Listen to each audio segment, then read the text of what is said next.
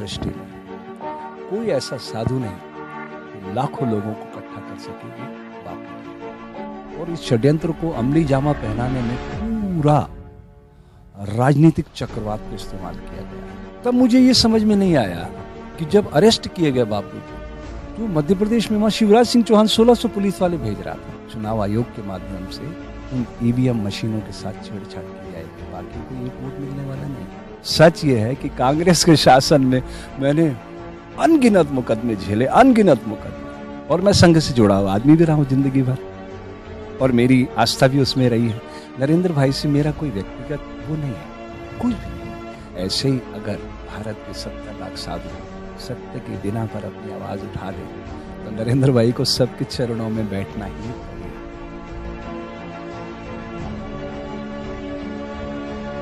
स्वामी हर्षानंद, संस्थापक योग दर्शन परमार्थिक ट्रस्ट। बहुत लंबे समय से बच्चों में तथा बंदी भाइयों में कार्य कर रहा हूँ। मेरा सपना है एक स्वस्थ बालक का निर्माण। मैं तो बहुत लंबे समय से बंदी भाइयों में कार्य कर रहा हूँ। मुझे पता है कि भारत की 1382 जेलों में लगभग 3,80,000 से ज़्यादा लोग निरुद्ध किए गए। इनमें से 87% लोग बेगुनाह हैं। तो साईं जी भी उसी श्रृंखला में एक व्यक्ति हैं। लेकिन इतने हाई प्रोफाइल व्यक्ति को आप 12 साल पुराने केस में आप रोक देते हो और फिर उसमें कन्विक्शन आ जाती है। मुझे भी बहुत हैरानी हुई, पर न्यायालय का सम्मान करना पड़ता है। कोई बात नहीं, हाई कोर्ट है, सुप्रीम कोर्ट है, इसमें कई नज़ीरें आएंगी और बहुत बदलाव होगा इसमें। महाराज जी क्या कहोगे, उनके पिताजी आसाराम जी बापू को भी आजीवन कारावास की सजा हुई, अब नारायण साईं जी को भी आजीवन कारावास की सजा हुई। हिंदूवादी संगठनों का और उनके भक्तों का ऐसा कहना है कि एक राजनीतिक षड्यंत्र के तहत इनको फंसाया गया। आपका क्या मानना है और आपका क्या कहना है? 100% राजनीतिक षड्यंत्र है, और ये षड्यंत्र गुजरात की भूमि से ही उठा है। भारत की धरती पर जब से बापूजी सनातन संस्कृति के लिए काम कर रहे हैं, मुझे नहीं लगता किसी भी राजनीतिक दल ने उनके ऊपर हाथ डाला हो। 2008-9 में सबसे पहले जो मोटेरा आश्रम पर एक घटना हुई थी, उस समय मैं भी संयोग से अहमदाबाद आया हुआ था। टैगोर हॉल में मेरा एक शिविर था, योग शिविर। तो मुझे भी पुलिस उठा के ले गई थी। तब मैंने उनसे पूछा था, भाई मेरा क्या गुनाह है? कोई मैं डुप्लीकेट करेंसी लाया हूँ, वेपन्स लाया हूँ, ड्रग्स लाया हूँ, क्या रिपोर्ट है आपके पास? बोले हमें ये सुनने में आया है कि आप बापूजी से जुड़े हुए हैं। मैंने कहा तो बापूजी से जुड़ना गुनाह है? वो तो सनातन संस्कृति के प्रचारक हैं।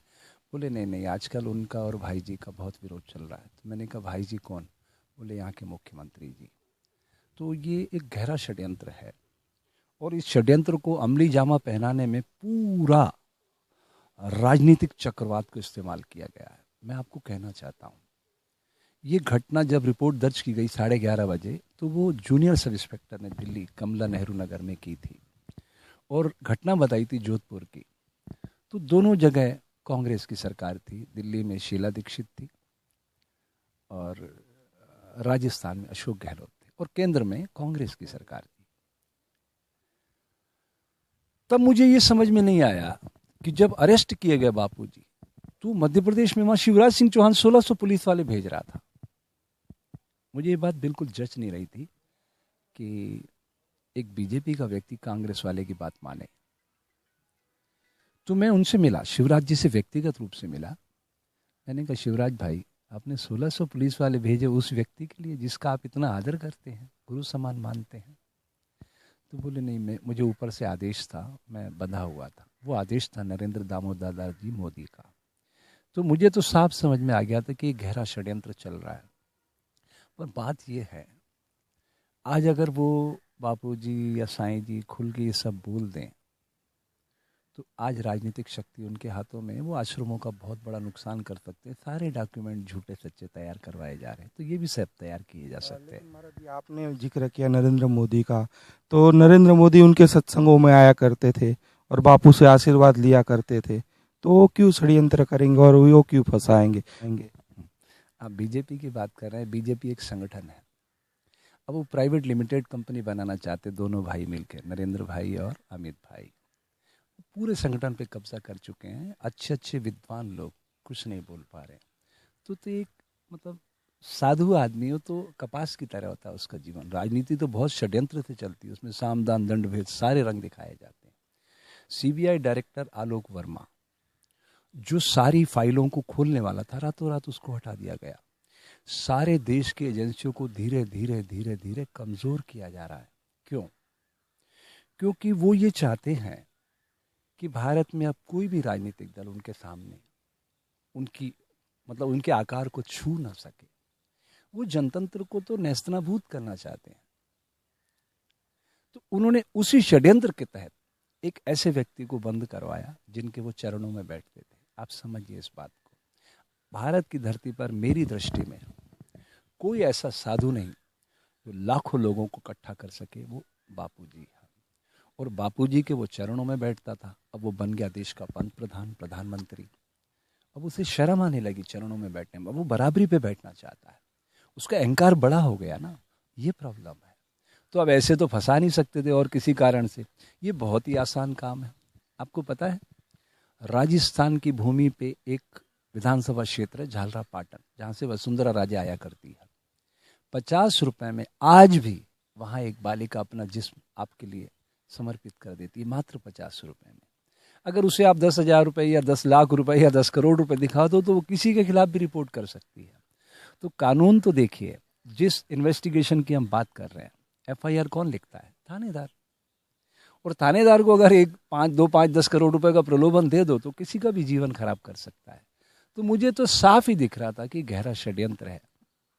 और मैं इस बात को हर मोर्चे पर कहना चाहता था, लेकिन मुझे रोका गया।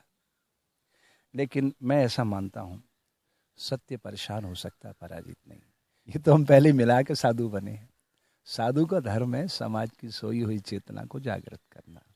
जैसे सैनिक का धर्म है राष्ट्र की सुरक्षा, व्यवसायी का धर्म है उद्योग की उन्नति, शिक्षक का धर्म है समाज का निर्माण।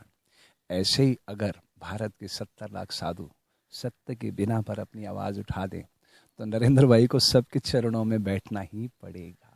लेकिन महाराज जी, हिंदू संतों पे ही टारगेट किया जा रहा है। काफी सारे मौलवी है, ईसाई पादरी है, उन पे भी काफी गंभीर आरोप लगे हैं, लेकिन उनको सरकार टच भी नहीं कर पाती है, पुलिस उनको टच नहीं कर पाती है।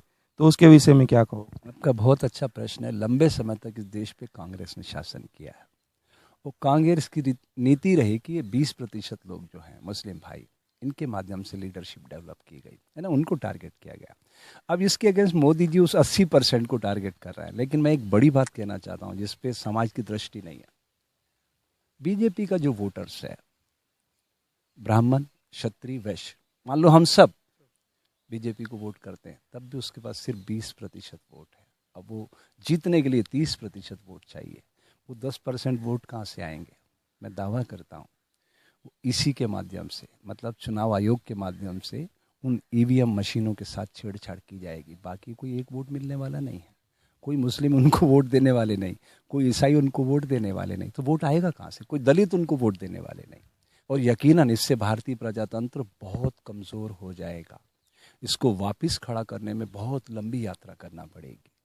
मैं तो बनारस के लोगों से उम्मीद करता हूँ, और मैंने कहा भी है, मुझे भाजपा से कोई एलर्जी नहीं है। कांग्रेस ने मेरे ऊपर अनगिनत मुकदमे डाले थे, तो मैं उसका पक्षधर नहीं हूँ। महाराज जी, लोगों का तो ऐसा कहना है कि हर्षानंद जी महाराज कांग्रेस के आदमी है, इसलिए बोले खुल के बीजेपी में बोलते। तो उसके बारे में क्या कहो? मैं तो अपना, हाँ, सुनिए, वो बिल्कुल लगाने वाले लगा सकते। आरोप तो बहुत आसान बात है, किसी पे उंगली उठाना। सच ये है कि कांग्रेस के शासन में मैंने अनगिनत मुकदमे झेले, अनगिनत मुकदमे। और वो लोग मुझे भगवा अस्त्र, मतलब बीजेपी का आदमी मानते थे। और मैं संघ से जुड़ा हुआ आदमी भी रहा हूँ जिंदगी भर, और मेरी आस्था भी उसमें रही है। तभी मैंने सबसे पहले यही कहा था कि बीजेपी को प्रचंड बहुमत से जिताइए। उसमें नितिन गडकरी, सुषमा स्वराज जैसे विद्वान लोग और भी हैं जिनको मैं नहीं जानता हूं, उन्हें मौका मिलेगा। कब? जब नरेंद्र भाई चुनाव में हार जाएंगे तब। ये पॉलिटिकल कंपनी नहीं चलेगी, ये मैनेजरशिप नहीं चलेगी, लीडरशिप। बीजेपी में प्रचंड वेग वाले लोग हैं, लीडरशिप वाले, उनको मौका मिलेगा। नरेंद्र भाई से मेरा कोई व्यक्तिगत वो नहीं है, कुछ भी नहीं है। लेकिन उन्होंने जिस तरीके से बापूजी के साथ खेल खेला, मेरी आत्मा को छलनी कर दिया उन्होंने। इसलिए मैं ये सारी चीज़ों को जानते हुए कि मेरा कितना ज़्यादा से ज़्यादा बुरा कर सकेंगे, फिर मुझे इस धरती पर आना पड़ेगा, नए सिरे से आ जाऊंगा मैं।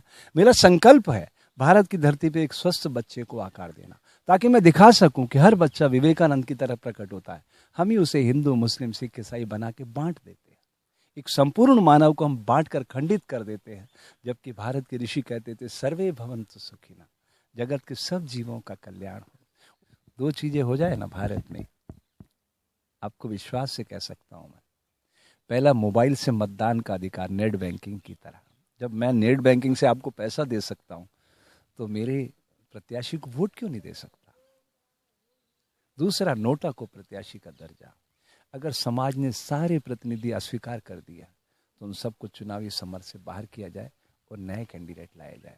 और ये जो 39 दिन में चुनाव कराए जा रहे हैं, डिजिटल तकनीक का बेहतर इस्तेमाल करने पर सिर्फ 39 मिनट में सारे देश के चुनाव संपन्न हो सकते हैं। तब ये जो अरबों खरबों रुपया हमारा खर्च हो रहा है, ये सब समाज की बेहतरी पे खर्च होगा, एक अच्छे समाज का निर्माण होगा, हिंसा रुकेगी, और ये जो तनावग्रस्त वातावरण बनाया जा रहा है, ये सब खत्म हो जाएगा।